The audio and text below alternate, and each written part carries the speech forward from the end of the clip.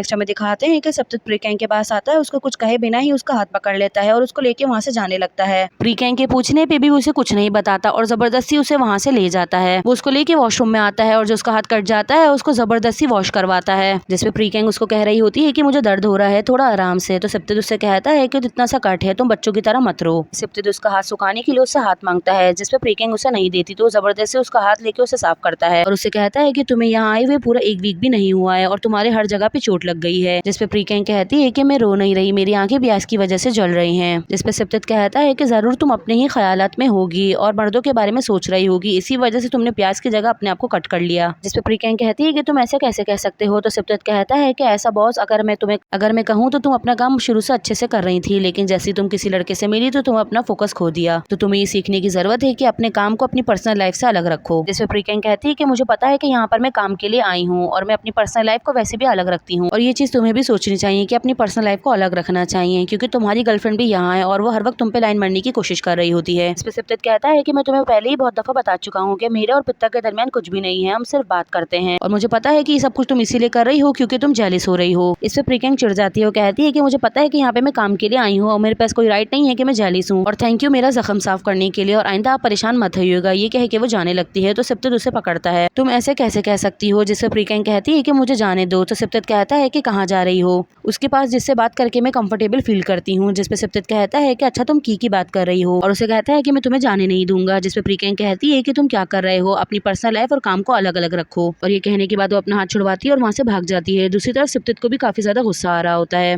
फिर प्रीकैंग रोते हुए भागती हुई आ रही होती है, लेकिन वो की को आते हुए देख के मुड़ जाती है। फिर की उसे अपना रुमाल देता है और कहता है कि इसे अपने फेस पे रख लो, क्योंकि मुझे पता है कि तुम नहीं चाहती कि कोई रूम में रोता हुआ देखे। तो प्रीकैंग ऐसी करती है और वो अपना फेस ढक लेती है। तो की उसे कमरे तक छोड़ देता है। कमरे के आने तक की कहता है कि अब तुम अपने रूम में जा सकती हो। जिसपे प्रीकैंग कहती है कि थैंक यू सो मच मुझे यहाँ छोड़ने के लिए। फिर की कहता है कि मुझे माफ कर दो कि मैंने तुम्हारे लिए इतनी मुश्किलों को खड़ा कर दिया। फिर प्रीकैंग कहती है कि नहीं, इसमें तुम्हारी कोई गलती नहीं थी। ये कहने के बाद वो अपने रूम में चली जाती है। फिर नेक्स्ट हमें दिखाते हैं सप्तक अपने प्रोजेक्ट का काम छोड़ के प्रीकैंग को देखने के लिए आता है, लेकिन उसे आज शाम का सीन याद आता है। ये देखने के बाद वो वापसी जाने लगता है। दूसरी तरफ प्रीकैंग भी सप्तक को मिस कर रही होती है और उसका डराने वाले सीन को याद कर रही होती है। ये दोनों ही एक दूसरे को बहुत ज्यादा मिस कर रहे होते हैं, लेकिन दोनों ही एक दूसरे से नहीं मिलते। फिर नेक्स्ट हमें सुबह का सीन दिखाया जाता है। प्रीकैंग किचन में आती है, मैं आपकी हेल्प करवाना चाहती हूँ, जब तक मैंने गलत किया मैं चाहती हूँ कि सब कुछ ठीक हो जाए, और साथ ही उनसे माफी मांगती है और कहती है कि पास में जो कुछ मैंने गलत किया है तो उसके लिए मुझे माफ कर दीजिएगा। जिस पर आंटी म्यू कहती है कि तुम्हारा फेस तो अच्छा है मगर उसमें कोई भी ब्रेन नहीं है। फिर आंटी म्यू मान जाती है और उसे कहती है कि अब जैसा जैसा मैं कहूंगी बिल्कुल वैसा ही तुम्हें करना होगा। अब सबसे पहले गाजर्स को कट करो। प्रीकैंग काम करते हुए बहुत ज्यादा खुश हो रही होती है और दूसरी तरफ सप्तक भी उसको देख के हंस रहा होता है। दूसरी तरफ हमें सप्तक का दिखाते हैं, वो अपने प्रोजेक्ट का काम कर रहा होता है, लेकिन उसको कुछ भी समझ नहीं आ रहा होता है, वो बहुत ज्यादा परेशान हो जाता है। दूसरी तरफ प्रीकैंग भी छुप के उसको देख रही होती है, लेकिन उसके पास आने के बजाय उसकी ग्रीन टी की बोतल जो खाली हो गई होती है उसको चेंज कर देती है और खामोशी से वहां से चली जाती है। जैसे सप्तक की बोतल पे नजर पड़ती है तो उस पे एक लेबल लगा होता है। फिर जैसे वो लेबल देखता है तो लेबल देख के वो खुश हो जाता है। उस पे लिखा होता है कि तुम कर सकते हो।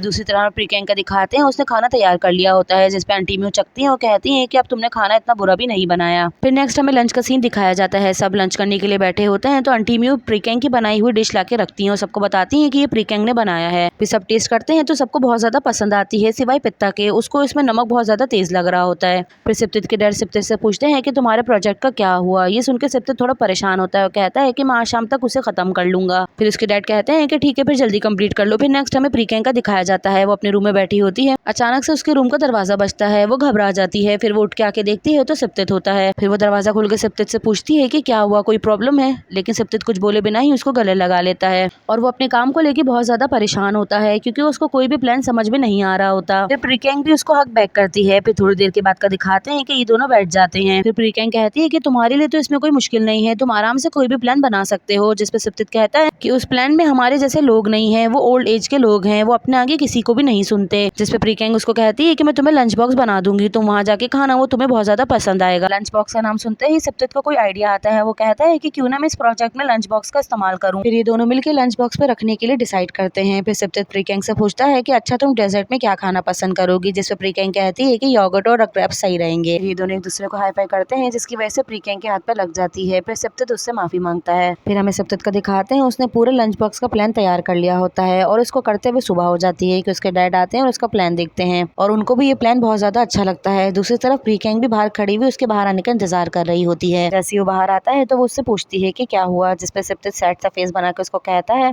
मेरा प्लान कामयाब हो गया। ये सुनने के बाद ये दोनों बहुत ज्यादा खुश हो जाते हैं और एक दूसरे को हाई फाई देते हैं और इतना ज्यादा खुश होते हैं कि सप्तक प्रीकैंग को उठा लेता है और जोर से उसको हक कर लेता है कि इतने में वहाँ पित्ता आ जाती है। फिर वो इन दोनों को देख के बहुत ज्यादा जेलस होती है। फिर प्रीकैंग जबरदस्ती नीचे उतरती है। फिर वो कहती है कि तुम क्या कर रहे हो, जिसपे सप्तक कहता है कि मैं तुम्हारे साथ खेल रहा हूँ। फिर प्रीकैंग कहती है कि चलो डांस करते हैं। फिर ये दोनों बनी डांस करते हैं। पित्ता ये सब देख रही होती है और कुछ बोले बिना ही वहाँ से खामोशी से चली जाती है। फिर वो आके की के साथ बैठती है और वो की को समझाती है कि अगर तुम प्रीकैंग को पसंद करते हो तो उसे प्रपोज कर दो, इससे पहले कि कोई और उसे कर दे। फिर नेक्स्ट हमें दिखाते हैं कि प्रीकैंग और सिप्तित अंगूर के बाग में आते हैं। ये दोनों वहाँ काम कर रहे होते हैं और प्रीकैंग चुपके से अंगूर खा रही होती है। फिर सिप्तित की नजर प्रीकैंग पे पड़ती है। वो उससे पूछता है, जिसपे प्रीकैंग उसे मना कर देती है और कहती है कि नहीं, मैंने नहीं खाया। फिर ये दोनों दोबारा से काम करने लगते हैं और सिप्तित चुपके से प्रीकैंग को देख रहा होता है और प्रीकैंग दोबारा से अंगूर खाती है, जिसपे सिप्तित उसे पकड़ लेता है और उसे कहता है कि मैंने चोर को रंगे हाथों पकड़ लिया है। साथ ही उसको कहता है कि तुम्हें पता है कि तो जो अंगूर खा रही हो बहुत ज्यादा महंगे हैं और इनको उगाना भी बहुत ज्यादा मुश्किल है। फिर वो इसको अंगूर के बारे में बताता है। फिर प्रीकैंग कहती है कि तभी इसका जायका बहुत ज्यादा जबरदस्त है। फिर वो उससे कहती है कि मैं एक और खा सकती हूँ, जिसपे सिप्तित उसे मना कर देता है। जिसपे प्रीकैंग उससे जिद करती है और कहती है कि बस एक अंगूर खाने दो, लेकिन सिप्तित उसे मना कर रहा होता है। उसे कहता है 5G की पनिशमेंट चाहिए या अंगूर चाहिए, तुम्हें क्या चाहिए तुम मुझे बताओ, और जबरदस्ती उसके करीब आ रहा होता है। फिर प्रीकैंग उसे कहती है कि तुम क्या कर रहे हो, मुझे जाने दो। जिसपे सिप्तित मना करता है तो प्रीकैंग उसके लात मार देती है, जिसकी वजह से सिप्तित के लग जाती है। फिर सिप्तित मजाक में आके प्रीकैंग को गोद में उठा लेता है और उसको उतार नहीं रहा होता। फिर ये दोनों एक दूसरे को देख के हंस रहे होते हैं। फिर सिप्तित प्रीकैंग को अंगूर खाने में मदद करता है। फिर नेक्स्ट हमें किचन का सीन दिखाया जाता है। प्रीकैंग और की दोनों मिलकर खाना बना रहे होते हैं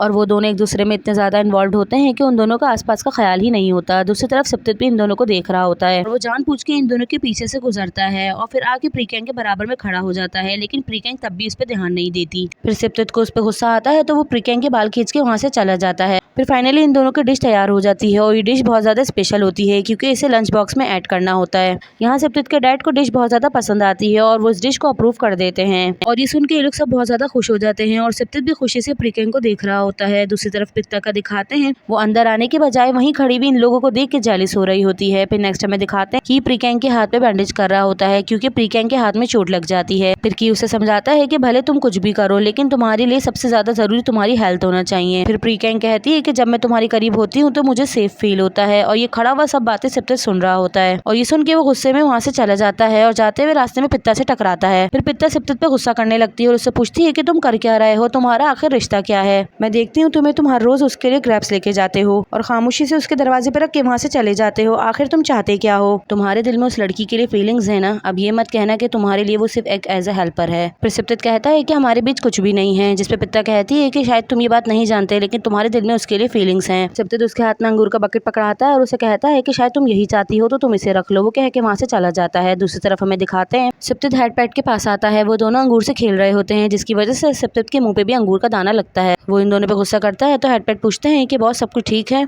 जिसपे सिप्तित कहता है कि मेरा मूड बिल्कुल भी अच्छा नहीं है और मैं बहुत ज्यादा मूडी हूँ। फिर हेड बोलता है कि ऐसा क्यों है, आप तो प्रीकैंग के साथ अपने स्वीट मोमेंट स्पेंड करने जा रहे थे। जिसपे सिप्तित कहता है कि मेरे अलावा वहाँ पर कोई और भी है जो कि उसके साथ काफी ज्यादा अच्छे मोमेंट्स बना रहा है। जिसपे हेड बोलता है कि आप शायद की बात कर रहे हैं और अब आप ये मत कहिएगा कि आपका प्यार आपके दोस्त ने ही चुरा लिया है। जिसपे पैट कहता है वो लड़का बहुत ज्यादा कूल है और बहुत ज्यादा हैंडसम है, उस पर तो कोई भी लड़की मर सकती है। फिर सिप्तित थोड़ा गुस्सा वाला फेस बनाता है तो जिसपे हेड कहता है कि लेकिन आपको परेशान होने की जरूरत नहीं है, वो लड़का आपसे नहीं जीत सकता क्योंकि आजकल की लड़कियों को बैड बॉयज पसंद है और आपका जैसा बैड बॉय है तो किसी भी लड़की को आराम से अपने प्यार में गिरा सकता है। तो प्रीकैंग क्या चीज है।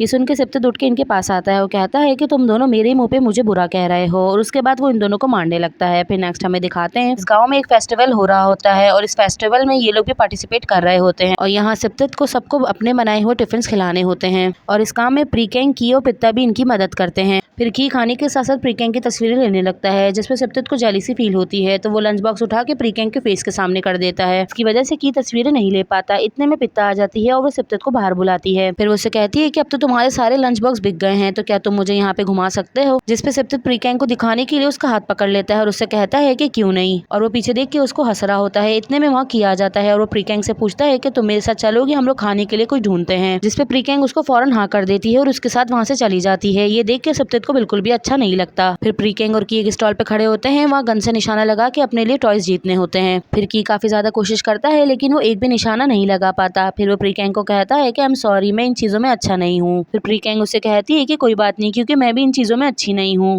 फिर इतने में वहाँ सिप्तित और पित्ता आ जाते हैं और पित्ता के हाथ में बहुत सारे खिलौने होते हैं और वो प्रीकैंग को चिढ़ा रही होती है और उसे कहती है कि तुमने तो एक भी अभी तक नहीं जीता। जिस पे प्रीकैंग कहती है कि कोई बात नहीं, हम फिर कभी जीत लेंगे। फिर पित्ता कहती है कि तुम्हें एक चाहिए लिटिल गर्ल, जिस पे प्रीकैंग उससे लेने से मना कर देती है। तो फिर वो कहती है कि मैं इसे अपनी गाड़ी में रख कर आती हूँ और वो ये कह के वहाँ से चली जाती है। फिर की कहता है कि मैं हम दोनों के लिए पीने के लिए कॉफी लेकर आता हूँ। फिर वो भी वहाँ से चला जाता है। यहाँ की और प्रीकैंग बचते हैं। प्रीकैंग उस भालू को देख रही होती है और कहती है कि अब मैं खुद निशाना लगाऊंगी। फिर वो गन उठाती है और निशाना लगाने की कोशिश करती है, लेकिन उससे भी नहीं हो पा रहा होता और सिप्तित उसको देख के हंस रहा होता है। फिर वो निशाना लगाई रही होती है कि सिप्तित आके उसको पीछे से पकड़ लेता है और उससे कहता है अगर तुम इसी तरह से करोगी तो कभी भी निशाना नहीं लगा पाओगी। फिर वो उसको सही डायरेक्शन बताता है और उसको कहता है कि फोकस करो अपने निशाने पर। जैसे वो फोकस करती है तो सिप्तित निशाना लगाता है और निशाना बिल्कुल सही लगता है। ये देख के प्रीकैंग बहुत ज्यादा खुश हो जाती है। फिर इसी तरह से ये लोग दूसरा निशाना लगाते हैं। दूसरी मर्तबा भी निशाना बिल्कुल सही लगता है। ये देख के प्रीकैंग खुश हो जाती है। प्रीकैंग को देख के सिप्तित भी हंसने लगता है। फिर ये दोनों जैसी तीसरा निशाना लगाते हैं तो वो निशाना भी सही लगता है, जिसकी वजह से प्रीकैंग को वो डॉल मिल जाती है। जिसपे सिप्तित उसे कहता है कि ये तो बिल्कुल तुम्हारी तरह लगती है। तो प्रीकैंग कहती है कि मेरी तरह नहीं है बल्कि मुझसे कहीं ज्यादा क्यूट है। ये दोनों एक दूसरे के साथ हंसी मजाक कर रहे होते हैं तो दूर से खड़ा हुआ की उन दोनों को देख रहा होता है। इतने में वहाँ पित्ता आ जाती है। फिर वो की का उतरा हुआ चेहरा देख के वो सामने देखती है तो उसको भी देख के बिल्कुल भी अच्छा नहीं लगता। ये देख के वो फौरन सिप्तित के पास आती है और उसका हाथ पकड़ के उसे वहाँ से लेके जाने लगती है। प्रीकैंग को जलाने के लिए जबरदस्ती उसके साथ चिपक के तस्वीरें ले रही होती है और ये वाकई में प्रीकैंग को बिल्कुल भी अच्छा नहीं लग रहा होता। इतने में प्रीकैंग के पास की कॉल आती है तो वो उससे पूछती है कि तुम कहाँ हो, जिसपे की उसको एक लोकेशन बताता है। तो प्रीकैंग कहती है कि मैं आ रही हूँ। उससे सिप्तित भी उसके पीछे जाने लगता है। जैसे पित्ता उसे रोक लेती है और कहती है कि हमें इन्हें डिस्टर्ब नहीं करना चाहिए और जब एक लड़का किसी लड़की को अपना प्यार कन्फेस कर रहा हो तब तो हमें बिल्कुल भी बीच में नहीं आना चाहिए। ये सुन के सिप्तित को बहुत ज्यादा गुस्सा आता है। फिर नेक्स्ट हमें की का दिखाते हैं। उसने प्रीकैंग के लिए एक शो ऑर्गेनाइज किया होता है।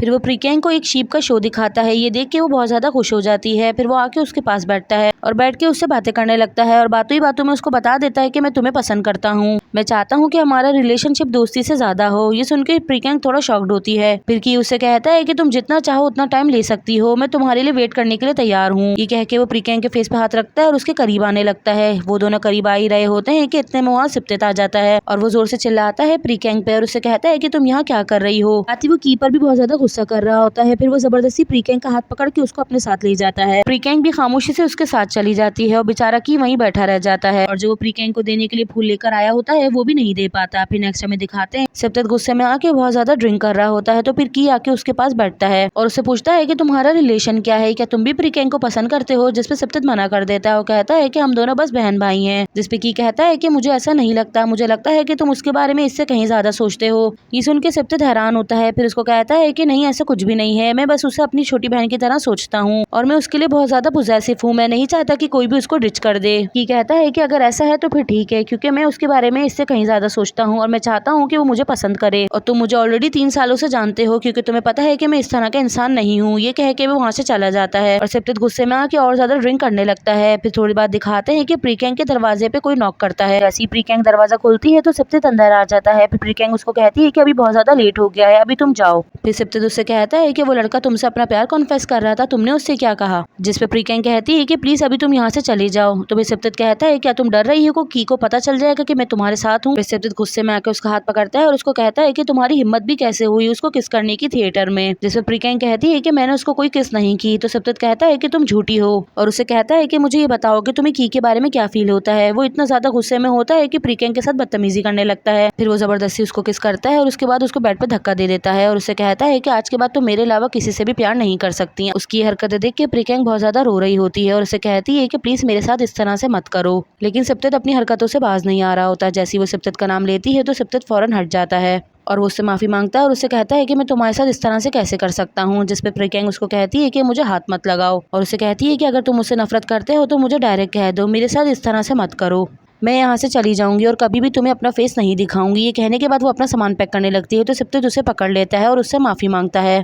फिर सिप्तित उससे माफी मांग ही रहा होता है और साथ ही उससे कहता है कि मैं कभी भी तुम्हें ये नहीं कहूंगा कि तुम मुझे छोड़ के जाओ, क्योंकि मुझे पता है मैं तुम्हारे बगैर नहीं रह सकता। और उसे कहता है कि मैं इसलिए गुस्से में था क्योंकि मैं पागलों की तरह जेलिस हो रहा था। ये सुनने के बाद प्रीकैंग थोड़ा खामोश हो जाती है। जिसपे प्रीकैंग उसको कहती है कि तुम्हारी तो ऑलरेडी गर्लफ्रेंड है। जिसपे सिप्तित कहता है कि मैं तुम्हें बहुत दफा बता चुका हूँ कि पित्ता और मैं बस एक दोस्त हैं। ये कहने के बाद वो प्रीकैंग को सोफे बिठाता है और खुद उसके पास बैठता है और उसको बताता है और कहता है कि मैं तुम्हें पसंद करता हूँ। मैं तुम्हारे साथ कभी भी इस तरह का कुछ नहीं करना चाहता था, लेकिन जब मैंने तुम्हें की के साथ देखा तो मैं अपने गुस्से पे काबू नहीं कर पाया। और पित्ता और मेरे बीच कुछ भी नहीं है, हम दोनों बस एक दोस्त हैं। मैं तुम्हें बहुत ज्यादा पसंद करता हूँ, अगर तुम कहोगी तो मैं ये बात पित्ता को भी बता सकता हूँ। ये कहने के बाद वो प्रीकेन के करीब आता है और उसको दोबारा से किस करता है। किस करने के बाद वो उससे कहता है, फिर सिप्टेट बहुत ज्यादा खुश होता है और प्रीकेन को कहता है कि तुम्हारे पास कल सुबह तक का टाइम है, तुम आराम से इस बारे में सोच लो, फिर कल सुबह मुझे आंसर दे देना। और अभी जो कुछ हुआ उसके लिए माफी मांग के वहाँ से चला जाता है, क्योंकि प्रीकेन के दिल में भी उसके लिए फीलिंग्स है। इसी वजह से प्रीकेन इस बात का कोई बड़ा इश्यू क्रिएट नहीं करती और सिप्टेट से सोचने के लिए टाइम मांग लेती है। यहीं पर हमारा एपिसोड खत्म होता है।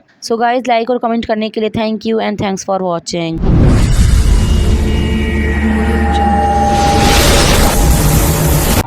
Everybody knows that I'm breaking down. Everybody knows I ain't faking now. Everybody knows my heart's vacant now. Yeah, she hates me now, I made mistakes but now I don't ever wanna be alone. I don't really ever feel at home. On my own, in the zone, that's the only way I know. Feeling